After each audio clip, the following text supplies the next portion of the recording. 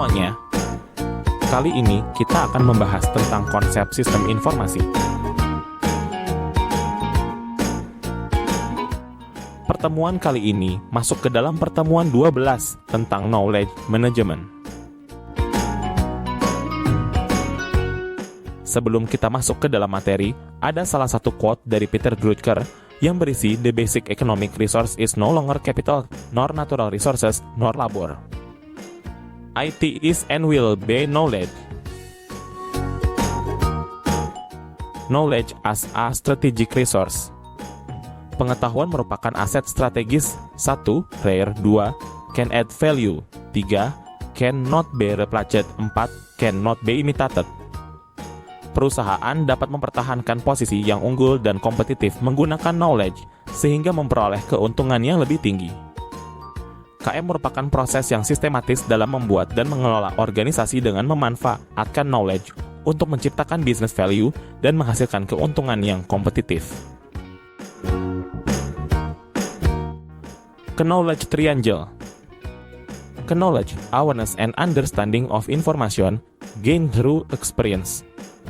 Information, data that has been organized and contextual, often stored in document and other files such as invoice. Data, raw fact and figures such as names and numbers in spreadsheets. Use of knowledge. Knowledge identification. Where is the knowledge? Who has IT? What type of knowledge is IT? Knowledge elicitation. How can we acquire IT? What tools can we use? Knowledge dissemination. IT must be represented so that IT can be stored and processed. Knowledge utilization must be able to evaluate the benefits of its use. Introductions. Definisi. Knowledge management dalam kurung KM adalah proses yang mencakup pengambilan, penyusunan, penyimpanan, dan berbagi pengetahuan dan informasi dalam sebuah organisasi. Tujuan utamanya adalah meningkatkan efisiensi, pengambilan keputusan, inovasi, dan kinerja keseluruhan organisasi. Dalam knowledge management, data dan informasi dikumpulkan, disusun, dan dikelola sedemikian rupa sehingga dapat diakses dengan mudah oleh anggota organisasi yang memerlukannya. Introductions. Knowledge management dalam kurung KM didefinisikan sebagai hal yang perlu dilakukan untuk mendapatkan hasil maksimal dari sumber knowledge. KM fokus pada pengorganisasian dan penyediaan knowledge sehingga bisa diakses kapanpun dan dimanapun.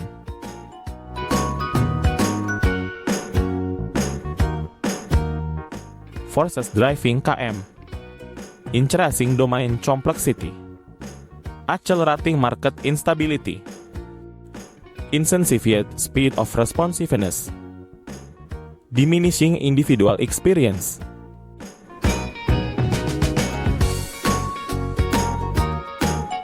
Why KM is important? KM memberikan manfaat bagi individu, komunitas, dan organisasi.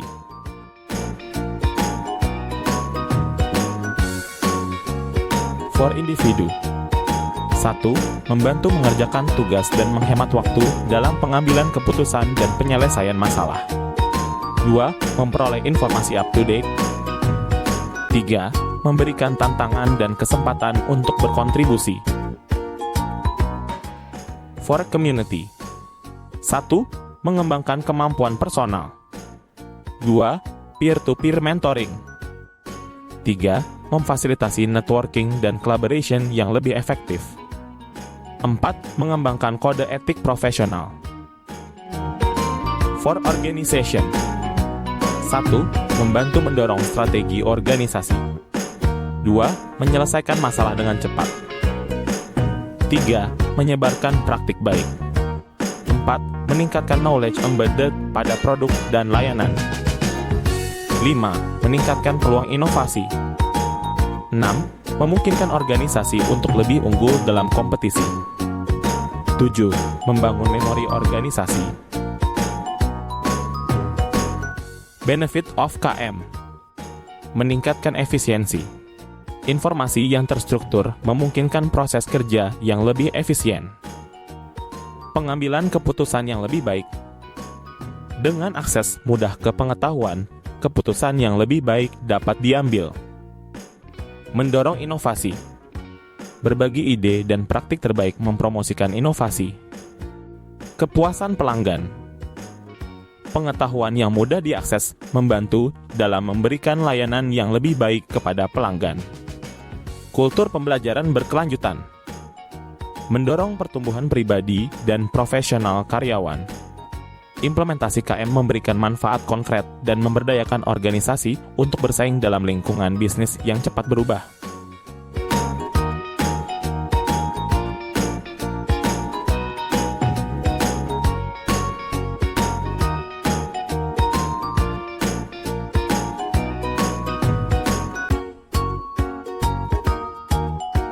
Isu KM. Knowledge perusahaan dimiliki oleh individu-individu dalam perusahaan tersebut. Knowledge hanya tersimpan, tidak digunakan dengan baik. Origins of KM. 1. Organization Science menggambarkan hubungan yang kuat antara KM dan Learning Organization (LO), di mana setiap orang ingin mengembangkan kapasitas untuk mencapai hasil yang diinginkan. 2. Accounting berfokus pada pentingnya pengukuran knowledge untuk pengembalian investasi maksimum pada aset pengetahuan yang ada, serta perlindungan kekayaan intelektual. 3. HRM berperan penting dalam mengembangkan knowledge works dan knowledge worker. 4. ITKM bergantung pada perkembangan teknologi untuk mendukung proses pengambilan keputusan. Sumber informasi dalam KM yaitu people, proses teknologi, dokumentasi, training, expertise, onboarding, knowledge transfer, continuous improvement, best practices, frequency asked question atau FAQ, dan corporate calendars. Tipe sistem KM. Explicit knowledge. Jenis pengetahuan yang dapat dengan mudah diartikulasikan, dikodifikasi, diformalkan, disimpan, dan diakses. Contohnya SOP dan persamaan matematika, buku manual, dokumen tertulis, dan lain-lain. Implicit knowledge. Pengetahuan yang biasanya didapatkan melalui pengalaman, praktik, dan interaksi langsung dengan situasi dunia nyata, biasanya sulit didokumentasikan atau dikomunikasikan. Contohnya, keterampilan tukang kayu, keterampilan bidang seni, dan lain-lain. Tacit knowledge. Jenis pengetahuan yang dimiliki oleh individu namun sulit untuk diungkapkan secara eksplisit. Contohnya, cara seorang ahli masak menilai konsistensi makanan tanpa mengukurnya. Knowledge Management Cycle. Discover, capture, proses benefit share. Proses KM. 1. Discovery, 2. Collection, 3. Assessment, 4. Sharing, 5. Application, and 6. Creation.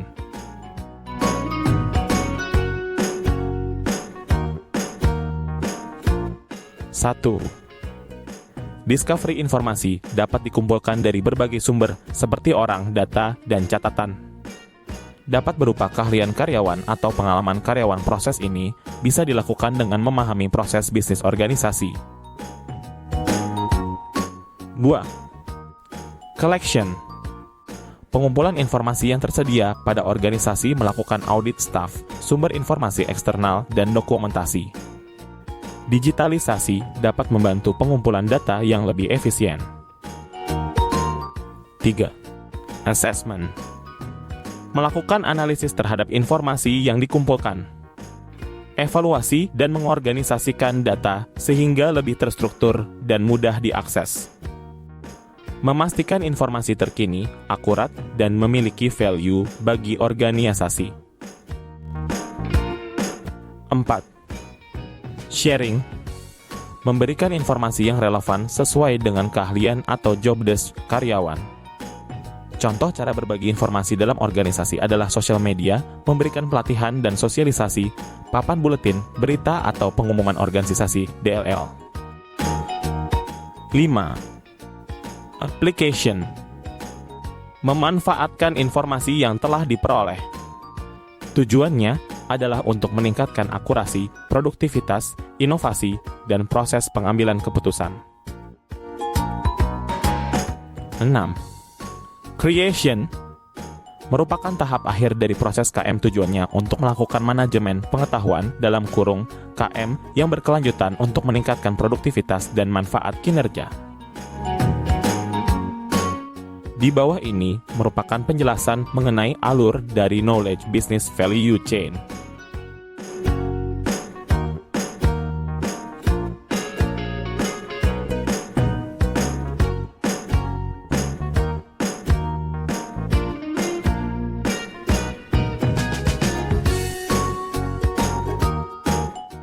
Knowledge Management System. Knowledge Management System KMS adalah sebuah alat atau sistem yang digunakan oleh perusahaan untuk membantu mengorganisir dokumentasi, pertanyaan yang sering diajukan, dan informasi lainnya menjadi sumber pengetahuan yang mudah diakses dan dikelola. Sistem ini bertujuan untuk mengumpulkan, menganalisis, menyebarkan, dan mengelola semua informasi yang dimiliki oleh sebuah organisasi. KMS melibatkan teknologi informasi dalam kurung IT dan berfungsi sebagai repositori pusat yang digunakan untuk mengatur, menyimpan, dan berbagi pengetahuan organisasi dengan tujuan meningkatkan pemahaman, kolaborasi, dan keselarasan proses. Tujuan utamanya adalah untuk memungkinkan organisasi mengelola pengetahuan dengan lebih efisien, memungkinkan kolaborasi yang lebih baik, dan meningkatkan pemahaman proses. KMS adalah sinergi mekanisme sosial atau struktural dengan teknologi terbaru. Latest teknologi ditambah sosial atau struktural mekanisme sama dengan Knowledge Management System.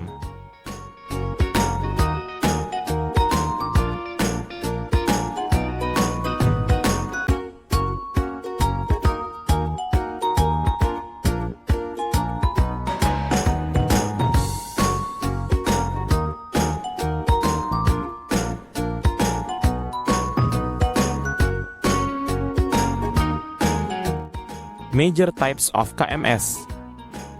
Enterprise-wide KMS. Upaya organisasi untuk mengumpulkan, menyimpan, mendistribusikan, dan menerapkan konten dan pengetahuan digital. Knowledge Work Systems dalam kurung KWS. Sistem khusus untuk pekerja atau ahli yang bertugas menemukan atau menciptakan pengetahuan baru. Intelligent Techniques. Sekelompok teknik seperti data mining untuk berbagai tujuan, seperti menemukan, menyaring, dan menemukan solusi yang optimal. Di bawah ini merupakan dari 3 pembagian penjelasan mengenai major types of KMS.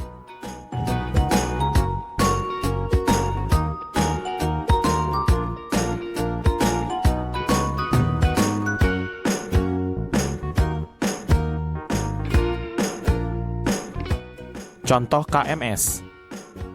Survey Monkey digunakan untuk melakukan survei dan pengumpulan data dengan memanfaatkan formulir online. Ini membantu dalam pengumpulan informasi dari berbagai sumber. Canva adalah alat desain grafis yang memungkinkan pengguna untuk membuat berbagai jenis materi visual seperti poster, presentasi, dan grafik. Ini membantu dalam pengelolaan aset visual. Optimizely digunakan untuk mengelola eksperimen dan pengujian A atau B untuk meningkatkan situs web dan aplikasi. Contoh KMS 2. Microsoft menyediakan berbagai alat seperti SharePoint, OneDrive, dan Teams yang mendukung pengelolaan pengetahuan dan kolaborasi di dalam perusahaan. Google Analytics. Alat ini digunakan untuk menganalisis data lalu lintas situs web dan perilaku pengguna yang merupakan bentuk pengetahuan yang berharga. Portal layanan pelanggan. Sebagai contoh, suatu perusahaan dapat menyediakan portal layanan pelanggan di swalayan yang membantu dalam mengelola dan menyediakan akses ke informasi pelanggan dan panduan.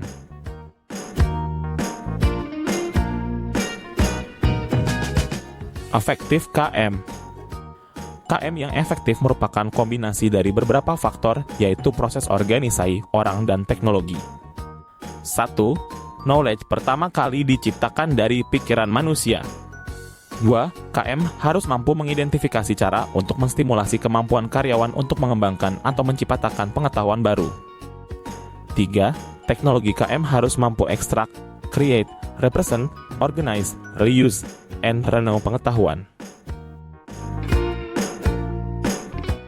Role of KM.